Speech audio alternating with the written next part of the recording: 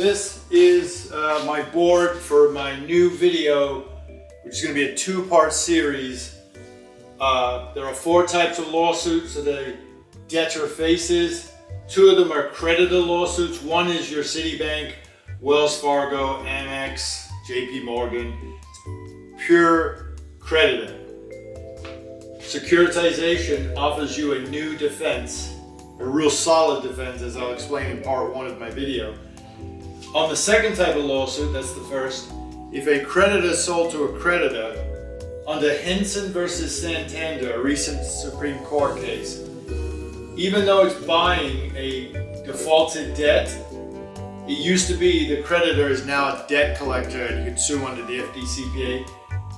Supreme Court said, if their principal purpose, their primary purpose of being whoever they are, is to give loans, to service loans, to give car loans, to service car loans, to give personal loans, home loans, then they are still a creditor.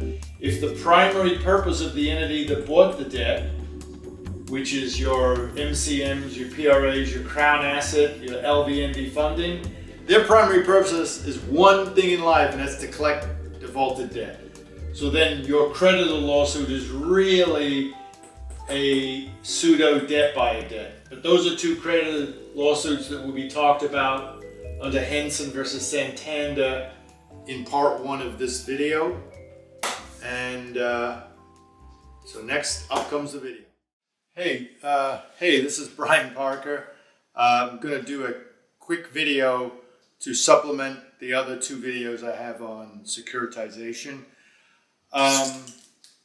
I won't have many show notes to go with that, but I'll connect some Discover Bank and Citibank pleadings for your research to formulate whether state you're in. But let's take a look at securitization, and it comes in the form of 4 types of lawsuits. Looks like a Dow Jones thing here, and it could be that way depending on how you see this going.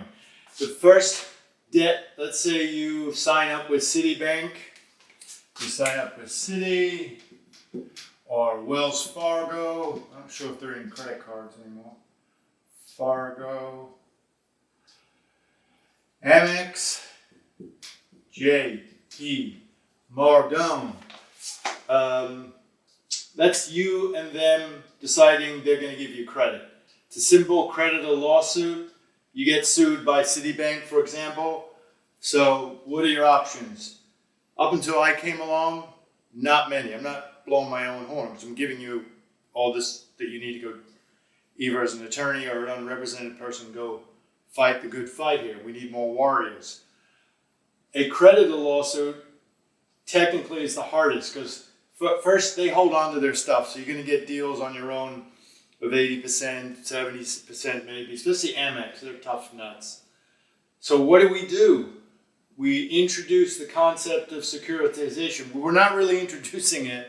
It's been there all the time, and someone needed to read, which I'm nuts, so I read everything. And what happens when a creditor, let's say Citibank, lends you $1,000. All right, they securitize into a securitized trust or an asset-backed security, ABS. The bondholders or the securitized trust give the creditor money back. Well, why would they give the creditor money unless they were purchasing something? So the creditor took your debt as the original creditor, after you agreed to make payments, and they agreed to give you credit up to, let's say, up to $1,000. So the securitized trust gives them back $650 or $700 in this example. So now the concept of securitization is actually a good one.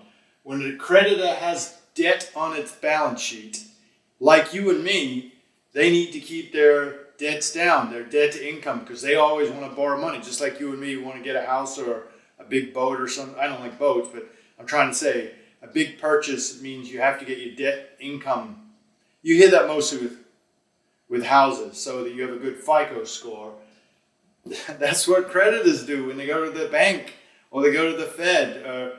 They need to keep their bottom line clear of negative debt. So the only way they can do that is to sell at least the receivables or the whole debt to a securitized trust to what's called a bankruptcy remote entity.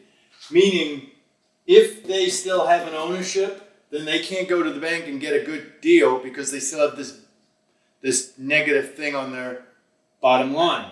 So they have to sell it. So you make your payments faithfully, and then something happens, you default.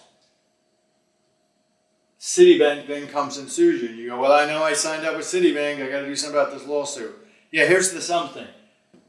Citibank, the person that you've been making the payments to, does not have the right to sue you. They're not standing. They don't own the debt. This company does. In this case, Citibank is usually Citigroup, and they'll securitize everything.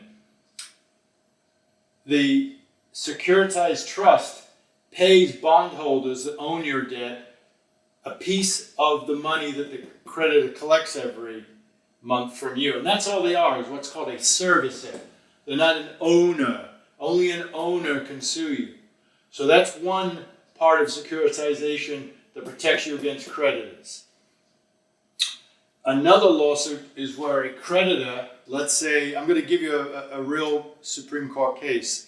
Citibank owned a bunch of debt. They sold it to Santander, and Santander took the debt when it was in default. That's the definition of a debt under the debt collection concept or prism. A debt that's defaulted and is now collected for another. So in the Citibank case that went all the way to the Supreme Court, it was David Gorash's first opinion at the Supreme Court. Santander says, we're not debt collectors, and I think the guy's name was Hansen, said, yes you are, you bought a defaulted debt from somebody else that you're collecting for another. So there's two parts to that. If whoever holds a debt has bought the debt and their primary purpose is to collect debt, meaning they started a business, and you'll see this in their corporate documents, we collect receivables and debt, they are debt collectors, they're not creditors. So if a creditor sells to another creditor that isn't in the job of collecting debts, they're just another creditor that lends money, as in the first example, or lends credit cards. In that case, it was Santander. I think the case is Henson v. Santander. I think it was a Fourth Circuit case that went up to the Court of Appeals. And Goresh said they're still creditors even though they bought a defaulted debt. The definition of a debt collection attempt. However, he said, we're not going to talk about the primary purpose part of the definition. Those people, because it's not addressed, are still debt collectors. So, in other words, a debt buyer could say, hey, we're just like Hansen Santander case. We bought a debt from a creditor, so therefore we're not really debt collectors. But a debt buyer, obviously they're buyers, their purpose is to collect debts as opposed to lend money and service debts. So that's another form of creditor lawsuits that you'll see. So if a creditor sells to another creditor, you got to look at their purpose in life. What are they really doing? And if they're just creditors, you still have the defense of securitization. If they're really debt collectors, because their primary purpose is to collect debt, you've got all those wonderful options under the FDCPA.